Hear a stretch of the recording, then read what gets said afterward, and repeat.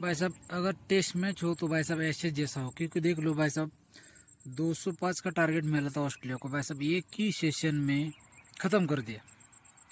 मतलब बताओ ट्रेविस टोले ने कैसे कैसे शॉट खेले भाई साहब। जिसने देखा नहीं ना भाई साहब, हाईलाइट जाके देख लो।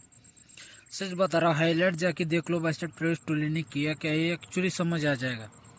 क्योंकि छोटा टारगेट और ट्रेविस हेड की फटकेबाजी, मतलब एक तो इंग्लैंड वालों को जीने नहीं देना, बाद में अगर उठे तो भाई साहब कैसे उठोगे ये बताना।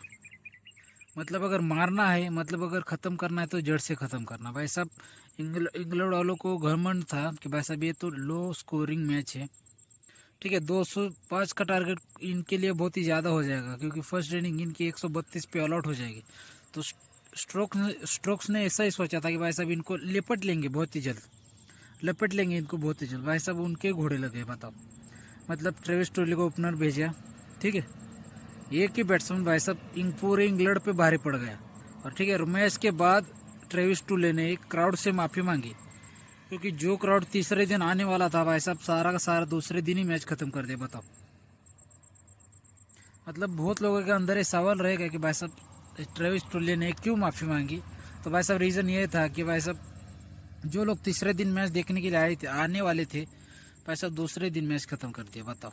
और क्राउड ऐसा भाई साहब, ऐसा नहीं कि भाई साहब क्राउड पूरा का पूरा भरा हुआ था स्टेडियम, सबको एक्चुअली पता है क्राउड पूरा का पूरा भरा हुआ था भाई साहब। ये क्राउड नॉलेजेबल है, जानता है actually cricket, actually sport gaming है, कितना एंजॉय करना है, कितना मतलब चीयर करना है, ये तो सबको पता है।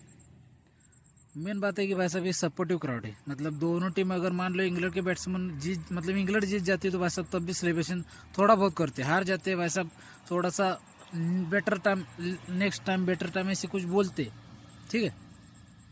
लेकिन भाई साहब यस तो नेक्स्ट टाइम बोलने भी नहीं दिया भाई साहब, इंग्लैंड को दूसरे दिन पेल दिया बताओ।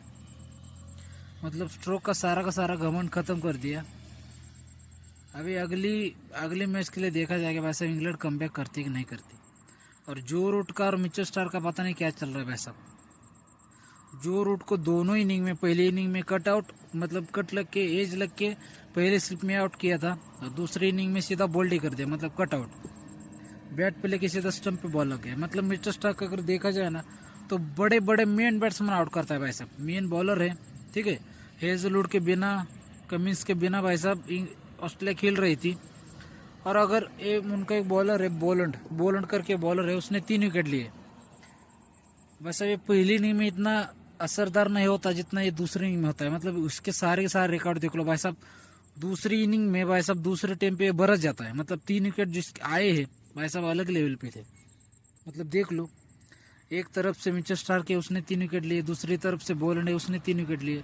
सारा का सारा रीढ़ की हड्डी तोड़ दी भाई साहब इंग्लैंड की। मतलब मेन बैट्समैन थे, हैरी ब्रूक था, वाली पॉप था और जो रूट था, ये 3 बैट्समैन इंग्लैंड के मेन है। और 3 बैट्समैन ये रीढ़ की हड्डी इंग्लैंड की बैट्समैन की बैटिंग लाइनअप की। सारा का सारा काम अकेले ने, मतलब इन दोनों ने खत्म कर दिया बताओ। मतलब इंग्लैंड वालों तुम रो लो, बताओ तुम रो लो, पहली बात तो तुम रो लो, आगे देखा जाएगा होता क्या है, ठीक है। मिलते गए अगली वीडियो में।